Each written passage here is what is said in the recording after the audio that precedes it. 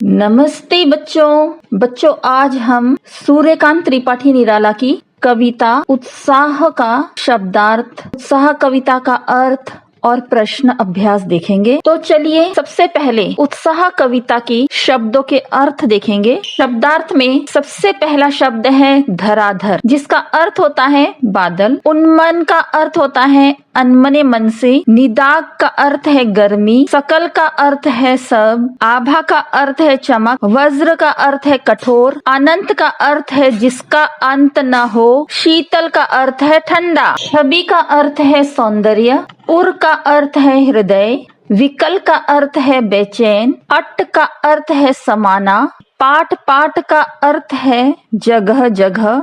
शोभाश्री का अर्थ है सौंदर्य से भरपूर और पट का अर्थ है समा नहीं रही। अब हम उत्साह कविता का अर्थ देखेंगे जो इस प्रकार। तो चलिए उत्साह कविता का सबसे पहला पैराग्राफ अब हम पढ़ेंगे। कर से है बादल गरजो, घेर घेर घोर गगन, धाराधर ओ ललित ललित काले घुंघराले, बाल कल्पना कैसे पाले, विद्युत हबी उर में कवि नव जीवन वाले, वज्र छिपा नूतन कविता फिर भर दो बादल गरजो। उत्साह कविता का पहले पैराग्राफ का अर्थ इस तरह से है कि यह कविता निराला द्वारा रचित है और इस कविता में जो बादल के रूप में दो तरह के बदलाव आए हैं उसको दर्शाया गया है इस पैराग्राफ में। इस कविता के माध्यम से निराला जी ने जीवन को एक अलग दिशा देने एवं अपना विश्वास खो चुके लोगों को प्रेरणा देने का प्रयास किया है। कवि बादलों के आने के जिक्र के जरिए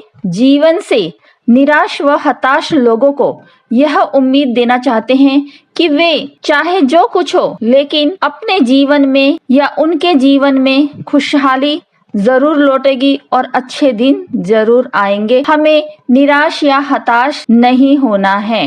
अब हम उत्साह कविता का दूसरा पैराग्राफ पढ़ेंगे।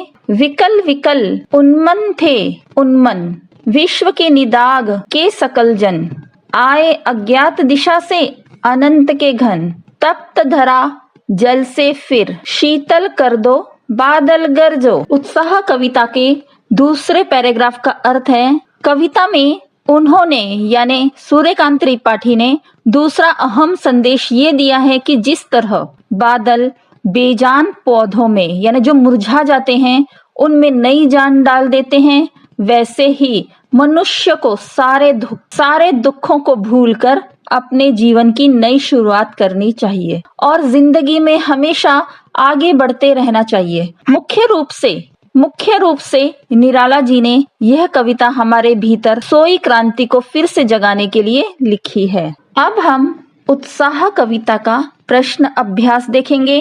प्रश्न अभ्यास में सबसे पहला प्रश्न है कवि बादल से फुहार, रिमझिम या बरसने के स्थान पर गरजने के लिए क्यों कहता है? इसका उत्तर इस तरह से है कवि ने बादल से फुहार, रिमझिम या बरसने के लिए नहीं कहता बल्कि गरजने के लिए कहता है, क्योंकि कवि बादलों को क्रांति का सूत्रधार मानता है। गरजना ये जो है ये विद्रोह का प्रतीक है।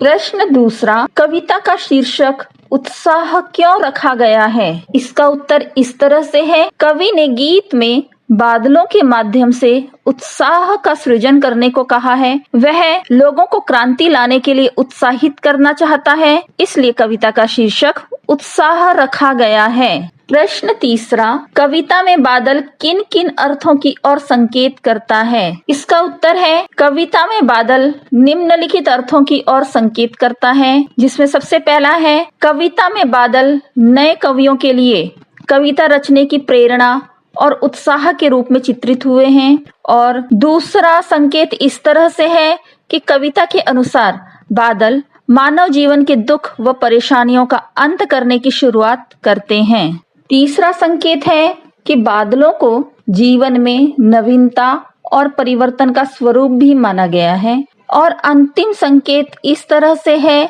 कि कविता में बादल मानव जीवन में क्रांति और बदलाव की शुरुआत करते हैं। उम्मीद करती हूँ कि आपको ये वीडियो समझ में आ गया होगा।